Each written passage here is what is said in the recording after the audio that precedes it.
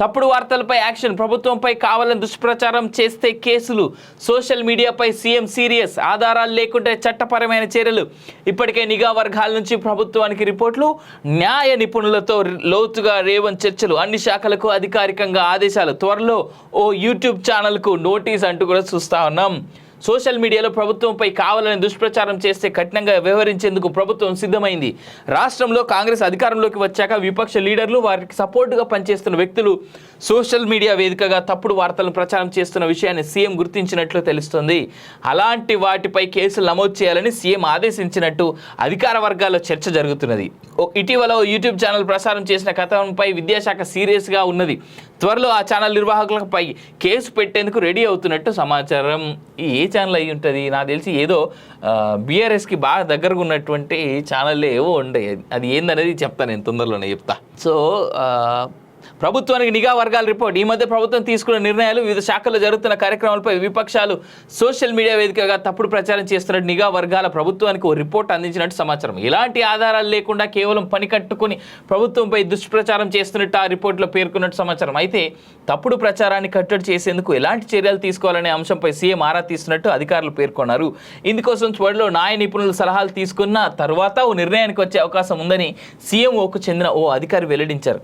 దురుద్దేశంతో ప్రభుత్వంపై తప్పుడు కథనాలు ప్రచురిస్తున్న వ్యక్తులు, సంస్థలపై కేసులు నమోదు చేయాలని అన్ని శాఖల అధికారులను సీఎం ఆదేశించినట్టు తెలిసింది. ఓ యూట్యూబ్ ఛానల్పై విద్యాశాఖ సీరియస్. ఈ మధ్య ఓ యూట్యూబ్ ఛానల్లో ప్రచురించిన కథనంపై విద్యాశాఖ సీరియస్గా ఉంది.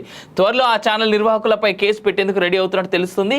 ఎలాంటి ఆధారాలు లేకుండా బురద చల్లడమే టార్గెట్గా పెట్టుకొని కథనం ప్రచురించారనే అభిప్రాయానికి విద్యాశాఖ వచ్చినట్టు తెలిసింది. ఈ విషయాన్ని కొందరు అధికారులు సీఎం దృష్టికి తీసుకెళ్లగా సదర్ సోషల్ మీడియా సంస్థపై కేసు నమోదు చేయాలని సూచించినట్టు సమాచారం. ఇగో బీఆర్ఎస్ పార్టీ ఉన్నప్పుడు కూడా ఇట్లాంటివి చేసిరు. రేవంత్ రెడ్డి గారు సలహా సూచన ఏంటంటే, తప్పుడు ప్రచారాలు చేస్తే అది కాదురా రే, అది తప్పురా, ఇగో ఇది వాస్తవం అని చెప్పేసి మీరు వాస్తవాలు బయట పెట్టండి తప్ప సోషల్ మీడియాలో లేదంటే ఈ న్యూస్లు చెప్తున్నటువంటి సంస్థలపైన లేదా ఆర్టికల్స్ రాస్తున్నటువంటి సంస్థలపైన కేసులు పెడతామంటే ఇది ఏ రకమైనటువంటి ప్రాపర్ చర్య అనేటువంటిది మీరే చెప్పాలి. ఆనాడు యూట్యూబ్ సంస్థల మీద కానీ జర్నలిస్టుల మీద కానీ కేసులు పెట్టి తప్పుడు ఇది చేసి వాళ్ళని అరెస్ట్ చేసి ఇది చేస్తే మీరే ఒకప్పుడు మాట్లాడారు, ఫ్రీడమ్ ఆఫ్ ప్రెస్ అనేది లేదు అనేటువంటి మాట. ఇలా మీరు చేయబోతున్నది అదే. దయచేసి గమనించండి రేవంత్ రెడ్డి గారు. తప్పుడు వార్త అని మీకు అనిపిస్తే ఇమీడియట్గా ఒరిజినల్ వార్త ఏంది, అసలు కరెక్ట్ న్యూస్ ఏంది, ఎందుకు వాళ్ళు తప్పు రాశారు, వాళ్ళని ఎక్స్ప్లెనేషన్స్ అడగండి.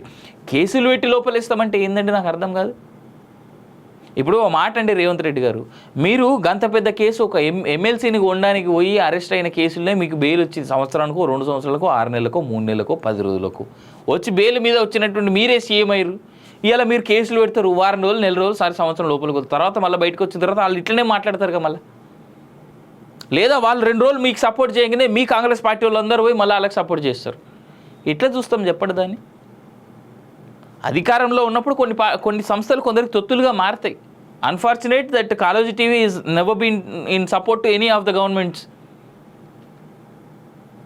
ఎట్లా చెప్పండి రేవంత్ రెడ్డి గారు, మీరు కూడా ఆలోచించండి. మీరు విఘ్నులు, జనాల్లో నుంచి వచ్చారు మీరు. You are a young and dynamic leader. You shouldn't be taking such decisions. It is good, కట్టడి చేయాలి. పూర్తిగా తప్పుడు సమాచారం ఇస్తే, తప్పుడు వార్తలు చెప్తే కట్టడి చేయాలి, తప్పని నేను అనా. కానీ సోషల్ మీడియా సంస్థలపైన కేసులు పెడతాం, లోపలేస్తాం అనేటువంటిది మాత్రం కరెక్ట్ కాదు. ఇది నా సజెషన్. మీరు మాకంటే పెద్దవారు కాబట్టి మీరు ఆలోచించండి.